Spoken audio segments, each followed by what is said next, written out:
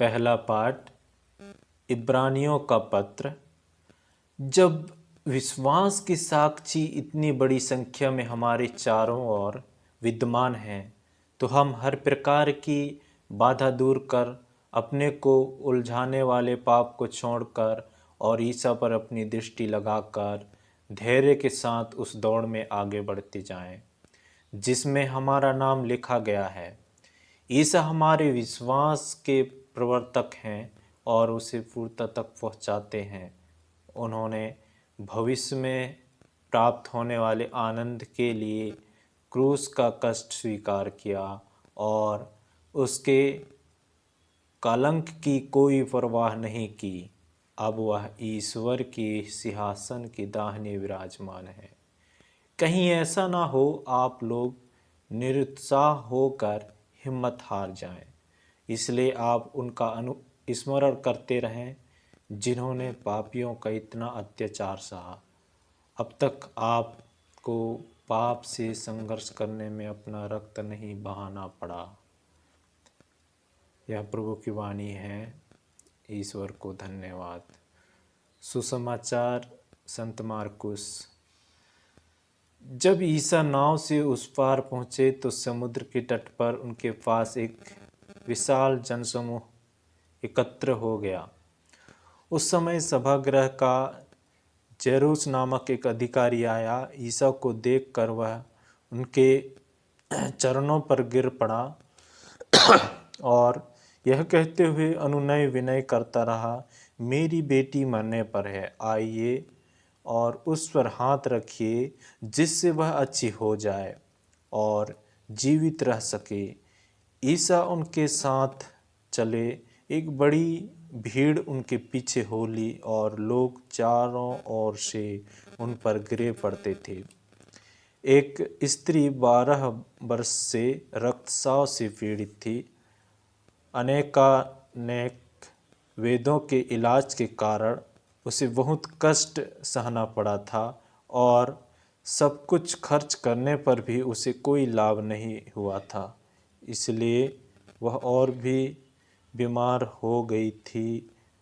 उसने ईसा के विषय में सुना था और भीड़ में पीछे से आकर उनका कपड़ा छू लिया, क्योंकि वह मन ही मन कहती थी, यदि मैं उनका कपड़ा भर छूने पाऊँ तो अच्छी हो जाऊंगी। उसका रक्तस्राव उसी क्षण सूख गया और उसने अपनी शरीर में अनुभव किया कि मेरा रोग दूर हो गया है। ईसा उसी समय जान गए कि उनसे शक्ति निकली है। भीड़ में मुड़ कर उन्होंने पूछा, किसने मेरा कपड़ा छुआ? उनके शिष्य ने उनसे कहा, आप देखते ही हैं कि भीड़ आप पर गिरी पड़ती है, तब भी आप पूछते हैं, किसने मेरा स्पर्श किया? जिसने ऐसा किया था उसका पता लगाने के लिए ईसा ने चारों ओर दृष्टि दौड़ाई। वह स्त्री यह जानकर कि उसे क्या हो गया है, डरती कांपती हुई आई और उन्हें दंडवत कर सारा हाल बता दिया। ईसा ने उससे कहा, बेटी, तुम्हारे विश्वास ने तुम्हें चंगा कर दिया है, शांति प्राप्त कर जाओ और अपने रोग से मुक्त रहो। ईसा यह कह ही रहे थे कि सभागृह के अधिकारी के यहाँ से लोग आए और बोले, आपकी बेटी मर गई है, अब गुरुवर को कष्ट देने की जरूरत ही क्या है? ईसा ने उनकी बात सुनकर सभागृह के अधिकारी से कहा, डरिए नहीं, बस विश्वास कीजिए। ईसा ने पेतरुस, याकूब और याकूब के भाई यूहन्ना के सिवा किसी को भी अपने साथ आने नहीं दिया। जब वे सभागृह के अधिकारी के यहाँ पहुँचे तो ईसा ने देखा कि कोलाहल मचा हुआ है और लोग विलाप कर रहे हैं। उन्होंने भीतर जाकर लोगों से कहा, यह कोलाहल या विलाप क्यों? लड़की मरी नहीं, सो रही है। इस पर वे उनकी हंसी उड़ाते रहे। ईसा ने सबको बाहर कर दिया और वह लड़की के माता पिता और अपने साथियों के साथ उस जगह आए जहाँ लड़की पड़ी हुई थी। उन्होंने लड़की का हाथ पकड़कर उससे कहा,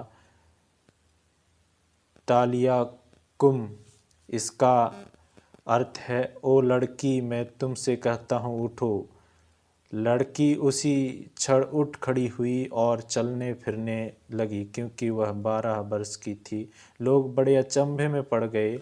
ईसा ने उन्हें बहुत समझा कर आदेश दिया कि यह बात कोई न जान पाए, और कहा कि लड़की को कुछ खाने को दो। यह प्रभु का सुसमाचार है। ख्रिस्त की जय।